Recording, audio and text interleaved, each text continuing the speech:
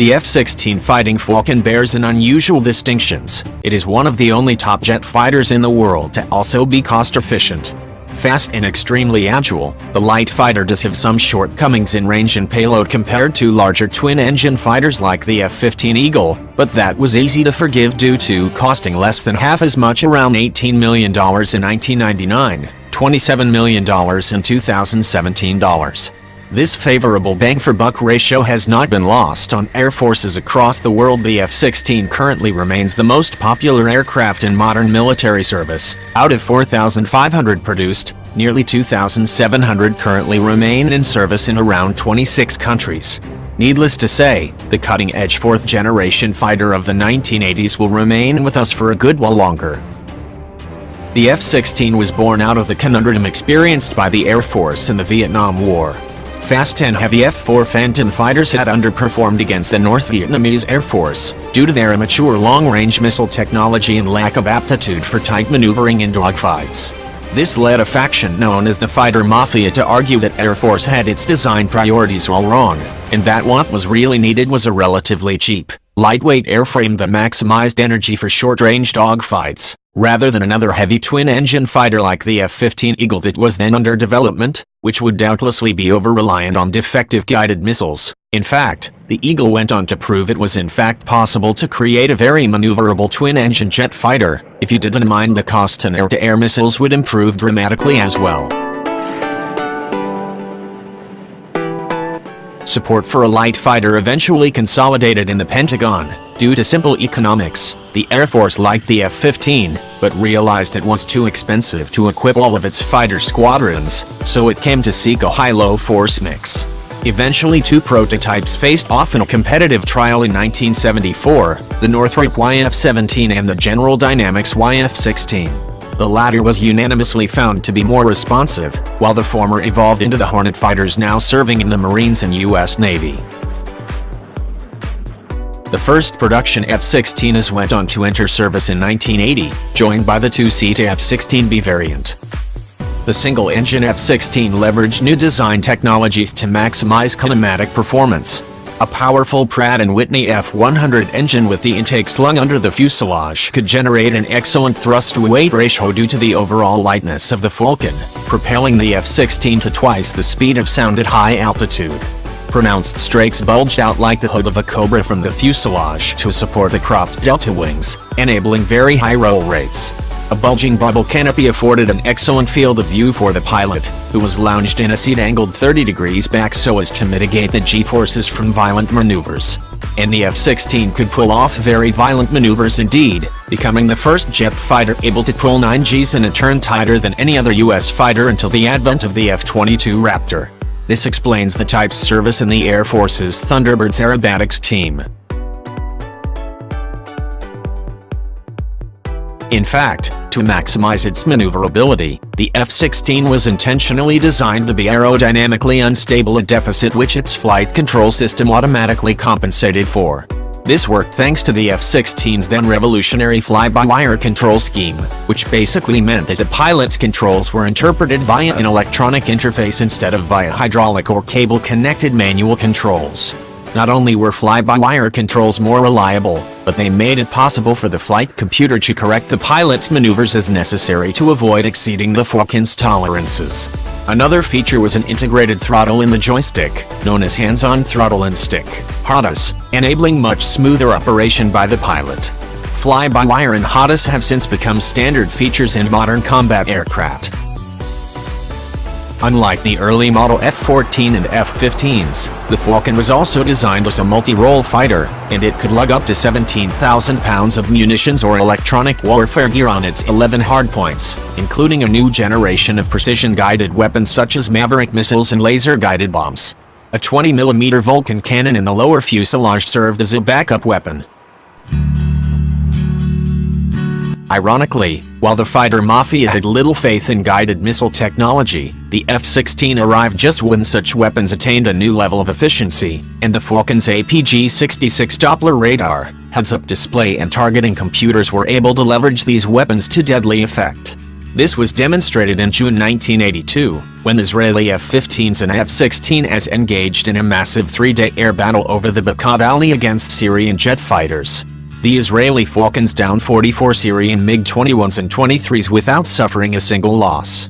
A year earlier in 1981, the Falcons had demonstrated their versatility when 8 of the brand-new fighters bombed the Osirak reactor in Baghdad with 16 2,000-pound Mark 84 bombs, bringing Saddam Hussein's nuclear program to a halt. By the mid-1980s, the currently serving F-16C and D model entered service.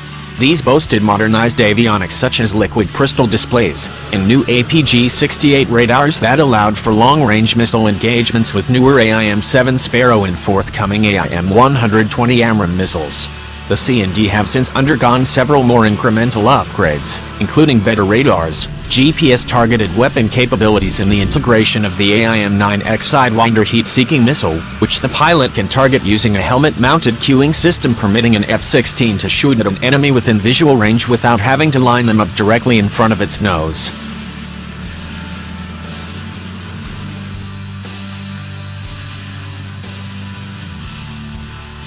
The US F-16 fleet first saw action in the 1991 Gulf War, where it flew more than 13,000 strike missions loaded down with 2,000-pound bombs and Maverick missiles.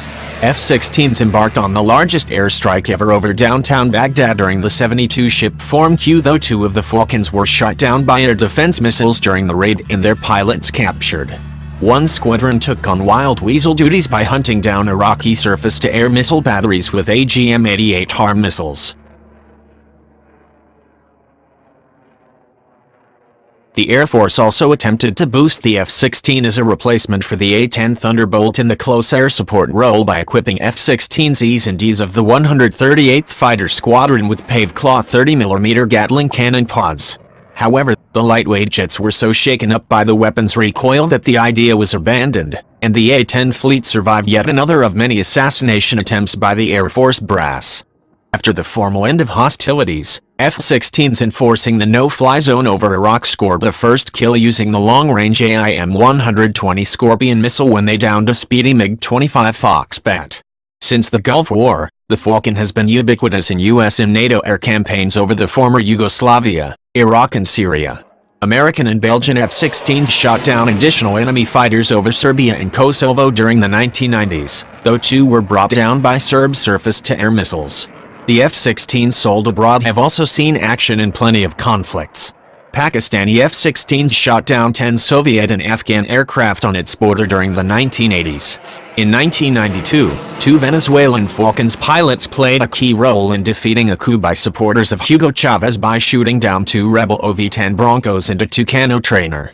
By one count, the Falcon has shot down 76 enemy aircraft, while only suffering 1 or 2 losses in aerial combat, generally under ambiguous circumstances. A Pakistani F-16 shot down another by accident. A Greek Mirage downed a Turkish F-16 in what had formerly been mock aerial combat.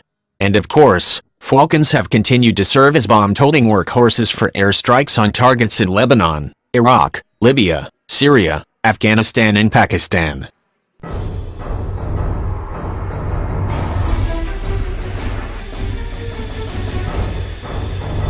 The most sophisticated F-16 in service today aren't in the U.S. Air Force unit, but rather Block 62 F-16Es and Fs ordered by the United Arab Emirates. The new F-16s boast conformal fuel tanks that greatly extend the Falcon's short range at minimal aerodynamic cost, as well as an APG-80 active electronically scanned array radar. ESA radars represent the cutting edge of fighter-borne radar technology, due to their superior resolution and lower visibility to enemy radars. Currently, an even more advanced Block 70 version is being considered for production in India. However, the costs for these newer Falcons have also skyrocketed. Due to delays and cost overruns in the F-35 stealth fighter program, the U.S. Air Force intends to continue flying its 1,200 F-16s well into the 2040s by extending the airframe's service life from 8 to 12,000 hours. The Fighting Falcon has proven to be a fine and versatile combat jet, and furthermore, by one count it costs $22,000 per flight hour to operate, compared to $42,000 for a twin-engine F-15. If the agile little fighter has any shortcomings, it's that the American F-16's radar has fallen out of date, and that the type was never designed to carry a great deal of fuel, limiting its combat radius to just 340 miles on internal stores. The Pentagon should eventually consider reasonable measures to keep that fleet up to date, notably the incorporation of APG-83 ESA radars and the adoption of conformal fuel tanks. These issues aside, the F-16 has more than earned its current popular nickname among pilots as the Viper, and will continue to occupy a prominent role in military aviation across the globe for decades to come.